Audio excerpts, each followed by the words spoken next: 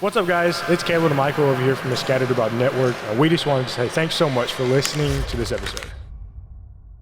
Welcome to the Mental Health Wealth Podcast. My name is Keith Ford, and I'm your host. As we always like to discuss, anything we talk about on this podcast is for your knowledge, for you to obtain knowledge in your own mental health, for you to seek the appropriate help if you're going through any of these things. This is not information that I'm not diagnosing anyone, but I hope that the conversation opens up to where, again, we can all seek to improve our own mental health. Topic for today, Anger 101. Now, I will lie to you if I say that I've never been angry. I think all of us can think of times where we've been angry about something, whether it be we're out and we order food and somebody messes up our food, or for us who are parents, if children do something, somebody may spill something, or a sibling may hit another sibling, and we can go on and on about the things in this world that can make us angry. Now, in small amounts, anger is not a bad thing. Sometimes anger promotes us to do something. If we are unsatisfied with something, if we cause a protest, or if we stand up and say, well, hey, I won't stand for certain things and I want to make a change. Sometimes that's what anger does for us. Anger gets us to that point where we can decide that, hey, I want to do something better. I want to change things. But there is a point where anger can get us to a position where we don't want to be. I liken it to what we see in the Bible. Ephesians chapter 4 and verse 26 is a verse that speaks very, very into it about anger and how we should be or how we should not be. He says, be angry and sin not. So there's nothing wrong with us expressing that we're angry, but when our anger takes us to a point where we commit sin, Ephesians 4 and verse 26, then we have a problem. You know, the goal of this podcast is for those who profess to be the same faith of the Christian background, and also for those who may not share our religious views, but I want us to be in tune with ourselves and learn more about anger. So again, how do I differentiate, or how do I get to the point of saying that my anger has become a problem? Well, I have a few things today that I want to discuss when it comes to our anger. When we have gotten ourselves to a point where because of our anger, we can't sleep, we can't eat, or we seek to be vengeful when it comes to something that somebody has done to us, that's a very big problem. There's a quote that I took, and anybody knows me in my therapy practice, I like to look at certain resources. One of the biggest resources I like to use is called therapist notes. No, I'm sorry, therapist aid, not therapist notes. That's a second one, but therapistaid.com gives a lot of good information if you are a parent who's seeking to get different parenting skills, or if you're just a person who wants to increase in your mental health behavior. You know what? You can find a lot of good things there. But this is not a plug for therapist aid. This is just something for me to put out there for you all to get extra resources. Now, I did take this quote, and I want to make sure I read it directly. It says, in small doses, anger is appropriate, normal, and healthy emotions. Everyone experiences anger. It helps us to stand up for ourselves when we've become or have been wronged, and protect our needs. However, in many circumstances, anger can have negative repercussions. Now, I want you to focus on that last part, that anger can have negative repercussions. Now, let's dive into our points for this podcast. Anger is a problem when it negatively affects others. Now, what do I mean by that? Anger drives people to act in a way. If you step on my shoes, I want to step on your shoes. If you talk to me a certain way, I'm going to return that same energy to you. You know, that's the case that we hear so often. You know, I liken it to the fact of the parent who says, well, if they hit you, you make sure you hit them back. Well, you know, when it comes to anger, who decides and who decides exactly how far should I go? If we are not examining ourselves, if we are not putting ourselves in a position where we can check ourselves, then we're going to have a problem when it comes to us being angry. Because again, if I don't check myself, if I put myself in a position where something has happened and I fly off the handle, Well, you know what they say the problem is when a person flies off the handle is that you end up on the floor. And then it's hard to fix things. Sometimes our anger can cause us to damage relationships. And as one who seeks to keep their mental health together, we need relationships with one another. If I'm the angry person all the time, people don't want to be around people who are negative and who are angry and who have the mindset that nothing is ever good. I know I don't want to be around anybody like that all the time. It would be draining to me. So when it comes to anger, our anger can negatively affect other people. It can drive people away. It can it can make us do unpleasant or harmful things to ourselves and also to others. That's one of the things that we're going to talk about today. The anger iceberg is how I labeled it. And we think about how an iceberg looks, there's something on top. And once that iceberg is coming, but there's even more of it below. And we're going to talk about that in a brief moment. But I want to set the stage here because it's important that we realize how I behave, how I act, the way that I put my emotions out there, the way that I deal with myself is very important to maintaining relationships. I think about it from the standpoint of James chapter 1 and verse 19. I love to look at that verse. Let every one of us be quick to hear, slow to speak, and slow to wrath. Again, being slow to wrath because of we realize that we want to preserve relationships and we don't want to harm people. And so when my anger gets to that point, when I lose control, when it becomes when my anger is so unhealthy that it has caused me things, I have to step back and look at myself. What's the next one? Anger is a big problem when it hinders my work or it hinders me from doing the things that I normally like to do.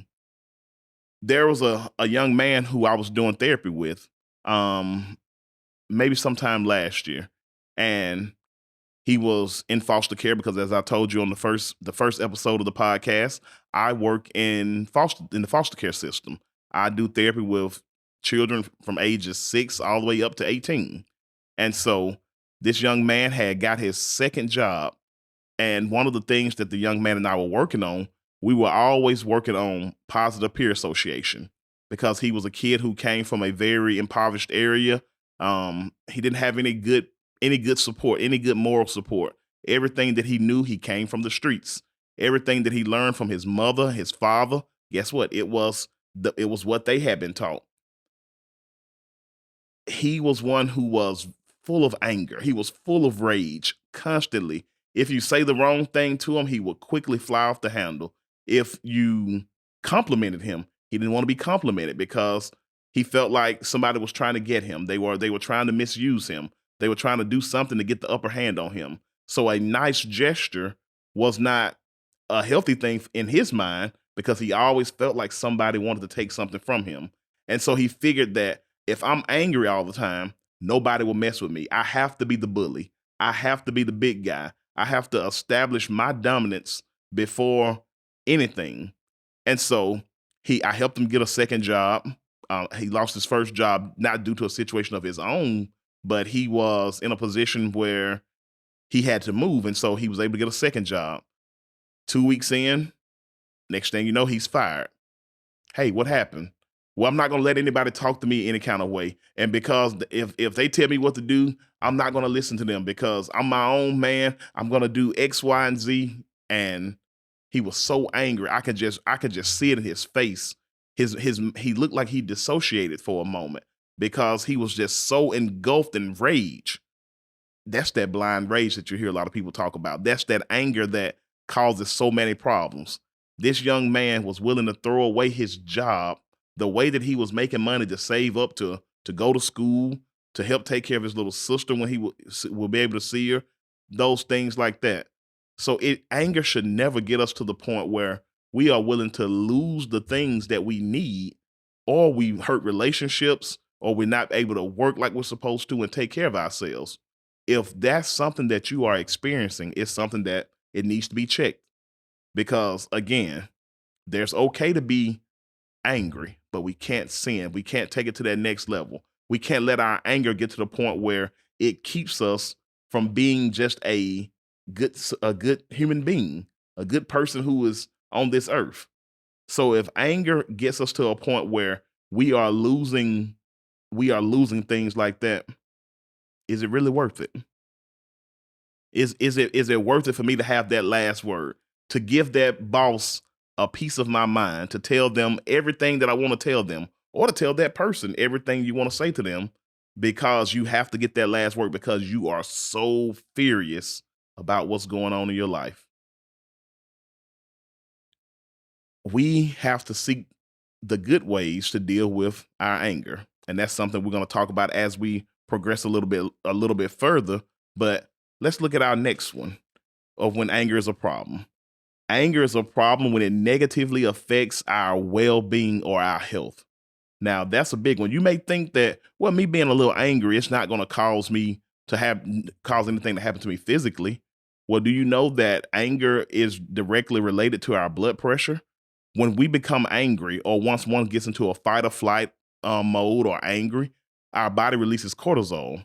And what cortisol does is it's like the adrenaline. And once it gets us to going like that, and we're so angry, and you see people become so agitated and their adrenaline is going real strong. If you stay in that mode all the time, it's detrimental to your body. That's why you see people who say it doesn't take much to smile, or it's you use less or you burn more calories, or you use less muscles when you smile. I can't think of which one it is, and forgive me if I'm wrong. I may have to look that up again. But that's the beauty about being able to do this podcast. If I'm wrong, please let me know. I'll correct myself next time. But when we think about anger and as related to our health, if I want to live a life that is not so stressful that I have to be angry about everything. But could you imagine having to be on blood pressure pills because of your anger? Because you are in a rage all the time because of something that may have went wrong in the past, or something that you may not be able to do. But to be able to be in that situation, to let anger affect you that way, that it affects you mentally and physically, that's a bad thing. I wanted to make sure that I add this part in. Another tidbit I want to share. The writer made a statement. Physically, anger contributes to problems such as high blood pressure and heart attacks. Emotional anger contributes to anxiety, depression, drug use, and alcohol use. When it comes to anger, you see a lot of times when people say, well, I need to calm myself down. What do you hear them say? Well, I'll go and have a stiff drink, or I may go out and smoke a cigarette, or I may go out and smoke drugs. That people result to those type of things. They result to those type of things to try to bring themselves down. Remember, no maladaptive behavior should be the excuse in trying to get yourself to calm back down. When I say maladaptive, I mean bad behaviors like that. A person who is so angry that they feel like I got to go get a bottle of whiskey just to calm down is not the mindset that one should have. And so when it comes to anger being able to affect me physically and mentally, I have to watch myself when it comes to my anger. Is it really worth it? Is what I have to ask myself at the end of the day. Is it worth it? Can I let somebody have power over me like that, that they can affect my whole day, that they can affect my whole life? So I have to ask myself again, is it worth it? How much am I willing to take? How much am I willing to do? Again, anxiety, depression, physical illnesses, a person who overdrinks themselves can have liver problems, anything like that. So is it worth it? If it's not, we have to make the necessary change. If it's not, we need to be people who say, hey, I want to do better and I need to change. Now let's look at our last one when anger is a problem. Anger is a problem when it is too intense. Again, intense anger is anger that will take you too far and can sometimes put you in a situation where you can physically abuse someone, or you can verbally abuse somebody, and it can become mental. Abuse is abuse. And I think that we need to realize those things, that when we're angry, we can become very abusive in our language, or we can become very abusive physically. I hope and pray that there's no one who is being physically abused by somebody, whether it be a spouse or a child, that if it's getting to that point, that the only way that you can get through to a person is to physically put your hands on them. That's your anger has gotten too far. Whatever happened to communication? Whatever happened to letting things slide that don't matter? Whatever happened to trying to improve the relationships? So when it comes to anger, when it is overly intense, when things have gotten out of control, we need to examine ourselves. The statement that I put here, even when anger is justified, it can be a problem if it goes too far. For example, physical aggression can lead to several consequences, such as physical harm to oneself or others, property damage, and also legal trouble. A verbal outburst that's out of proportion to a situation may lead to losing a job, permanently damaging a relationship, or other consequences. Now, that's big. If we look at the rate of domestic violence in our country today, well, here in Tennessee where we are, it's a very high rate. We have a lot of people who cohabitate. Where I'm from, they say shacking. They come together and they stay, and then we see a lot of those relationships have domestic violence problems because one becomes angry with the other, and next thing you know, a person is putting hands on somebody. Now, notice I'm not saying a man does it or a woman does it, because domestic violence can be done through either person, either male or female. It can happen that a person gets so upset that the only thing that I can do now is put hands on you because I'm that angry. Friends, when it gets to that point, when anger is that severe, you need to walk away. You need to walk away. And again, we're going to discuss some of the things that we can do when we're angry to help bring ourselves back down. So just looking at those short points for a moment of how, when it comes to anger, how bad it is. Again, it's good when it's justified to be able to do something, but when it goes to the point where it's so far that one can lose their relationships, their jobs, their health, whether it be physically or physical health or their mental health, when all those things go out, we've let anger drive us too far. I think about the fact that one of the things I said is about property damage. There are so many kids who I have done therapy with, and some adults, but I'm gonna speak about it from the kid point first. There are so many kids who have been in contact with in foster care, where if you go by a foster parent's house and you'll see a hole in the wall. Well, what happened? Well, she got mad about something and she did this, or he got mad about something, he did this. Suicide rates have increased drastically because of people who are angry. We see children and adults who self-harm, maybe cutting of the arms, cutting of the legs, or doing things like that. Other maladaptive behaviors, overdosing on opioids, taking drugs, all those things because they're angry at the world, because they're angry at what happened to them in their past. And this is a beautiful segue for me to move over to the next point for us to talk about the anger iceberg that I wanted to say. I briefly mentioned it earlier about an iceberg, about there's the iceberg that you see up top, but there's more that's under the water that you don't see.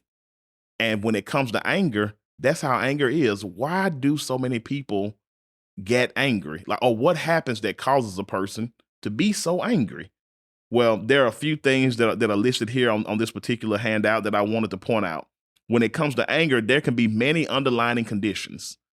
Some people are angry because of the sadness that they're facing. There are some things that have happened in life that have just gotten them to the point where they can't believe that they're going through certain things, and they can't believe that they've had to experience the things that they've experienced. And so they're sad.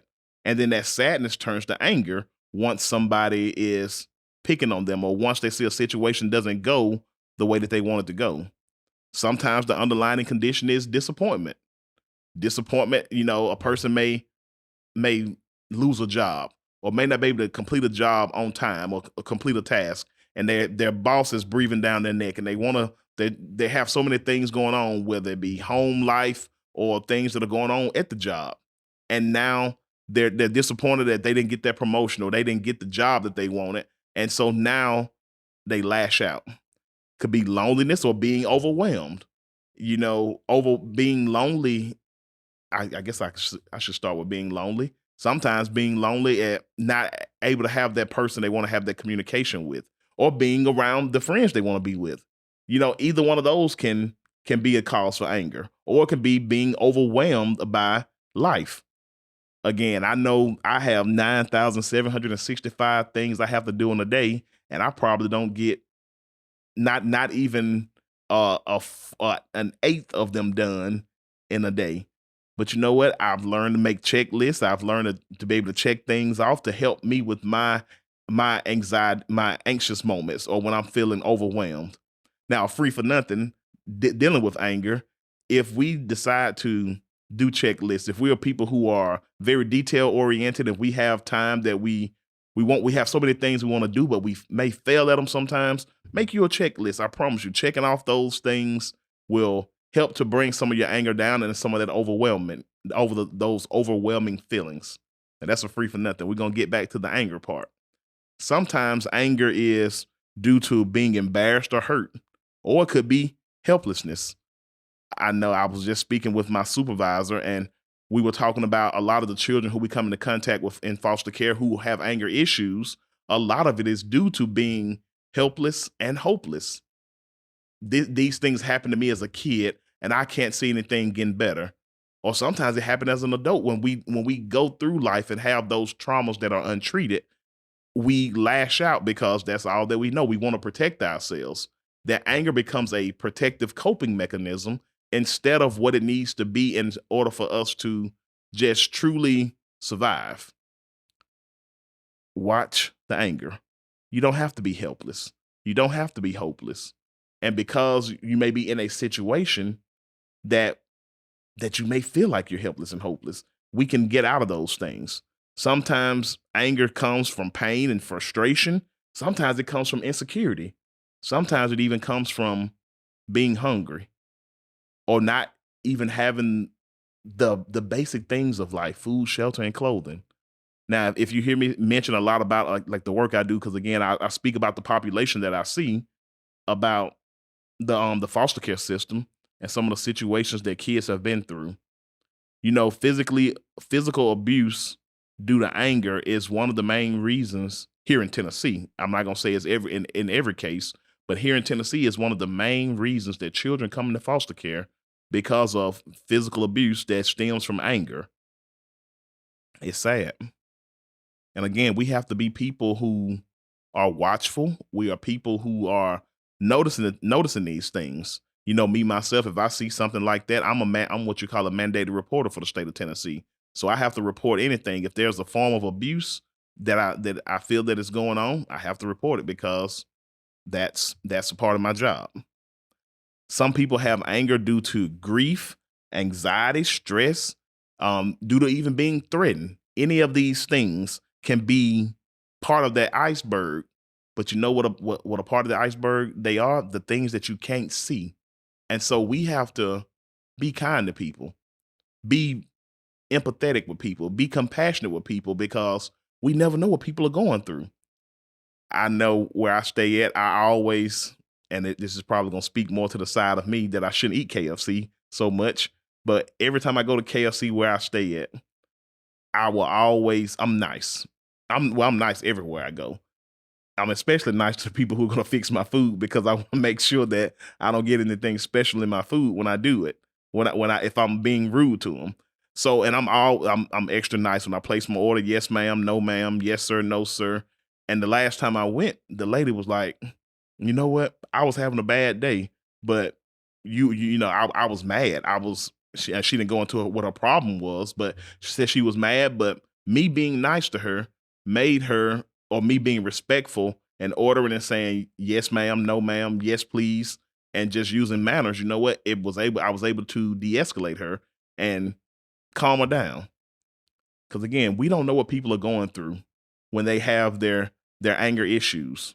But again, you can see that they're mad, but you don't know exactly why.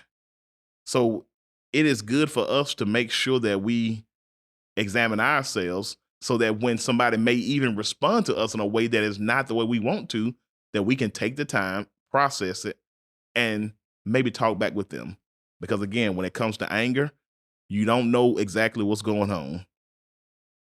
Two things I want to share as we finish up with Anger 101 Part 1. Again, this is going to be a few episodes on anger because there's a lot to say about it that we can't just I don't want to cram it into just one episode, but just to get us started and get the gears turning in our heads, because there's some more that we're going to talk about with anger when it comes to relationships and how the cycle of anger goes and what the anger cycle can lead to. Got a little tongue tied that the anger cycle can lead to. But then I'm not going to just give you all the problems. We're going to look at some of the ways that we can help to manage our anger and the coping skills that we can use also. So I want to share these last things with you, and I want them to resonate with us all. Made a note to say anger is an emotion that tends to be easy to see. However, anger is often just the tip of the iceberg. Other emotions may be hidden beneath the surface.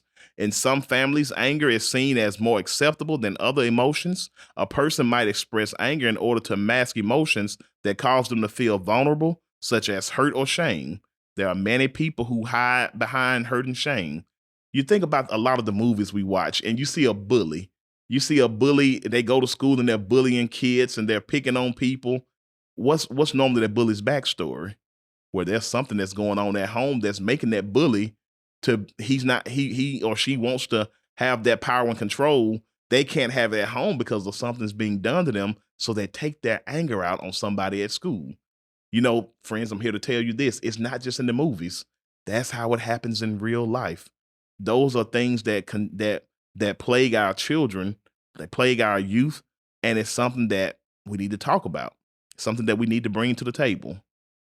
Anger triggers are people, places, situations. Again, things that trigger anger, people, places, or situations, and things that set off anger. Your triggers can provide clues about the emotions behind your anger. And that's something that I want us to look at a little further as we continue. Anger may be fueled by different emotions at different times or by a combination of emotions. Sometimes, however, anger is just anger. And that's something that we will continue to process as we go through these episodes. So I hope that as we speak about anger, that if you're having these things, that you can examine yourself and make the necessary steps. So I want you to tune in next time and we'll discuss the cycle. What's up, guys? It's Caleb and Michael over here from the Scattered About Network. We just wanted to say thanks so much for listening to this episode. Yeah, we're so thankful to the East Hill Church of Christ for overseeing this network, and we're grateful to God for this opportunity. Thanks so much, and God bless.